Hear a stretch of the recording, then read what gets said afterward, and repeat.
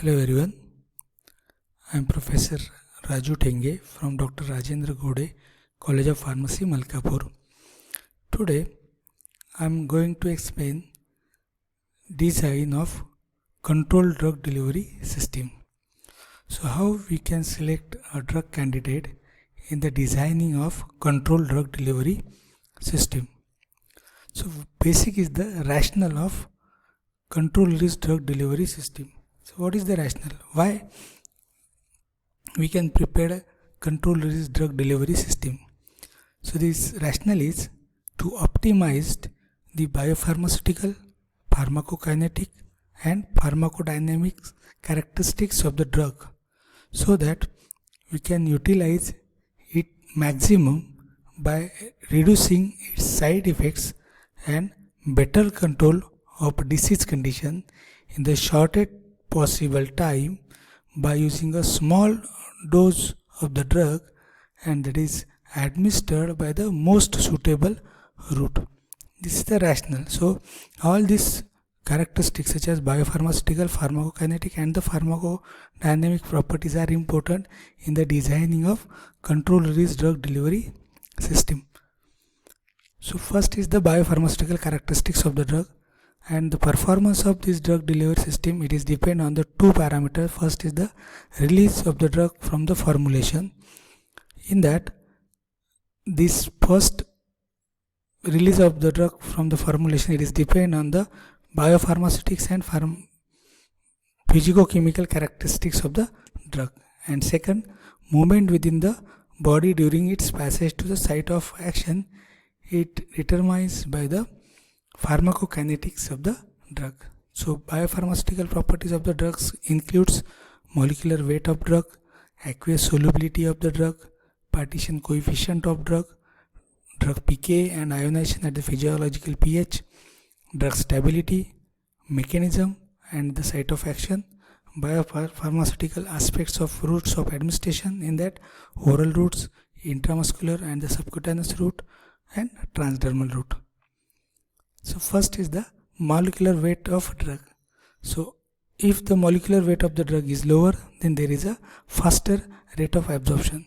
So most of the drugs are absorbed by the passive diffusion. So nearly about 50% of the drugs are absorbed by this way. The drug molecular size for the passive diffusion, it is up to 600 Daltons if the drugs are absorbed by the passive diffusion. The drugs with a large molecular weight are poor candidate in the designing of controlled release drug delivery system. Some examples are protein and the peptide. These are the large molecular weight compounds. Second is the aqueous solubility of the drugs. So the solubility of the drug, it should not be pH dependent. It should be pH independent, so that this is the good candidate for the designing of drug delivery system. Example is a pentoxifylline. And the drug which is having the pH dependent solubility such as a phenytoin, these are somewhat poor candidates. Then drug with a solubility in the aqueous solvent, it is suitable for the designing of parenteral controlled drug delivery system. Examples are steroids. Water insoluble drugs is a poor candidate in the designing of drug delivery system, because in that the rate limiting step is the solubility of the drugs. Then aqueous solubility of the drug, it should be 1 mg per ml. Partition coefficient of the drug, greater the partition coefficient, greater is the rate and extent of absorption. So how much amount of the drug may be partitioned in between the two layers, in the aqueous as well as in the non-aqueous layer. So release of the drug from the lipophilic matrix and the device is depend on the partition coefficient, and volume of distribution of a such drug is also increased due to increase in the partitioning of the drug in the various tissues such as liver, kidney, etc. Drug pK and ionization at the physiological pH. Those drugs existing largely in the ionized forms are the poor candidate in the designing of drug delivery system. Examples are hexamethonium ion.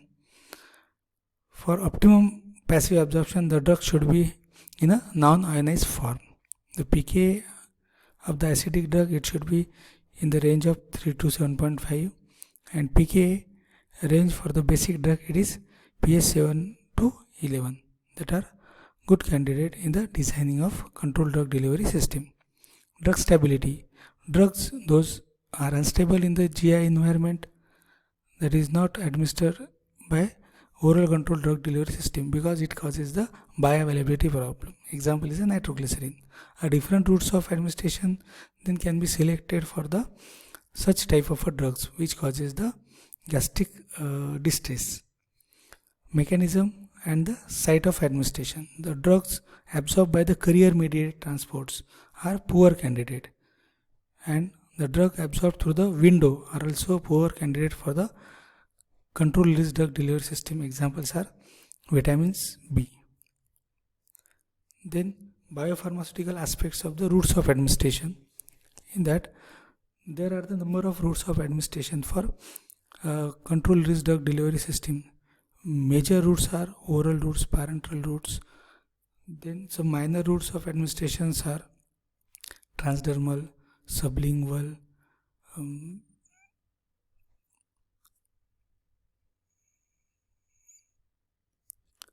nasal, ocular, vaginal. These are the routes of administration. So among that, first is the oral routes of administration. It is widely used. So the drugs which are designed in the oral controlled drug delivery system, so drug must get absorbed through the entire GI length. The main limitations of this route is that is the transit time. So minimum transit time is 14 hours. So duration of action can be extended by this route is up to 12 to 24 hours. The route is suitable for the drugs which is given in the high dose up to 1000 mg milligram. Drugs whose absorption is pH dependent, the drug destabilized by the GI fluid or the enzyme. Drugs undergo the extensive first pass metabolism. Drug influenced by the gut motility. Drug has an absorption window and or absorbed actively, is a poor candidate for the oral controlled drug delivery system. Second is the intramuscular or the subcutaneous route. So these routes are suitable when the duration of action is to be prolonged from 24 hours up to the 12 months.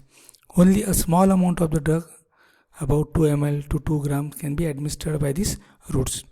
So some factors are important in the designing of drug delivery system, and that can also control the release of the drug from the formulations are solubility of the drug in the surrounding tissue, molecular weight, partitioning coefficient, pKa of the drug, and contact surface between the drug and the surrounding tissues. Then the next route of administration is the transdermal routes. So transdermal route is the routes that may be used for the low dose drug like nitroglycerin that can be administered by this route. The route is best suited for the drugs which showing the extensive first pass metabolism upon the oral administration. It is important factors to be considered for the percutaneous drug absorptions are partition coefficient of the drug, contact area, skin condition, skin permeability of the drug, skin perfusion rate, etc. So such type of routes of administrations are mainly used for the drugs which are not suitable by administer orally. Then pharmacokinetic characteristics of the drug. So pharmacokinetic characteristic, in that there is ADME characteristics, so absorption rate. So the drug should have a good absorption rate, that is release rate is lower than the rate of absorption. A drug with a slow absorption is a poor candidate in the designing of controlled release drug delivery system. Aqueous soluble but poorly absorbed potent drug like decamethasone are also unsuitable candidates, since a slight variation in the absorption may precipitate the potential toxicity. Elimination half-life. If smaller the half-life, larger the amount of drug to be incorporated in the controlled release drug delivery system. The drug with a half-life less than 2 hours, a very large dose may be required to maintain the high release rate, and the drug which is having the half-life in the range of 2 to 4 hours makes a good candidate for such a system.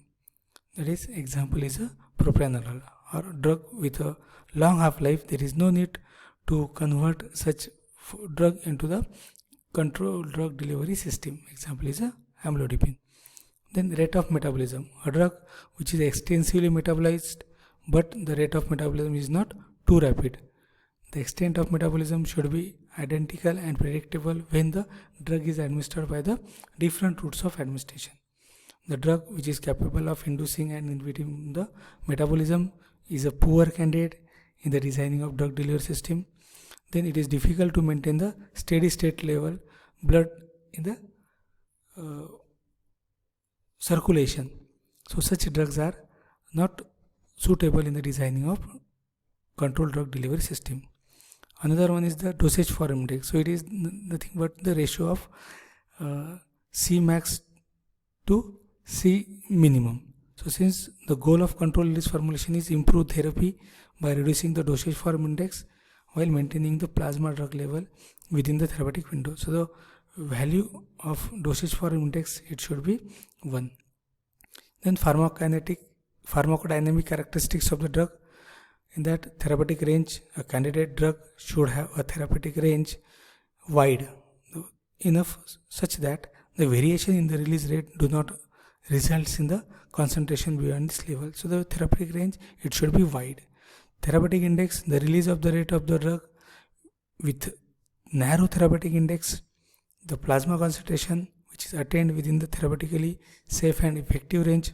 This is necessary because such drugs have a toxic concentration nearer to the therapeutic range. Precise control of release rate of a potent drug with narrow margin of safety is difficult. A drug with a short half-life and the narrow therapeutic index should be administered more frequently than the twice a day. So therapeutic range, it should also be a wide one. Then plasma concentration response relationship. So those drugs such as reserpine, whose pharmacological activity is not dependent on its concentration, are poorly candidates for the controlled drug delivery system. So while designing of such type of a drug delivery system, we have to consider these various biopharmaceutical, pharmacokinetic and pharmacodynamic characteristics of the drug, so that we can prepare the effective controlled release drug delivery system. Otherwise, if the drug with poor characteristics such as biopharmaceutics, pharmacokinetic and the pharmacodynamic results in the non-effective type of a controlled release drug delivery system. So thank you. If you like this video, please comment, share or like it.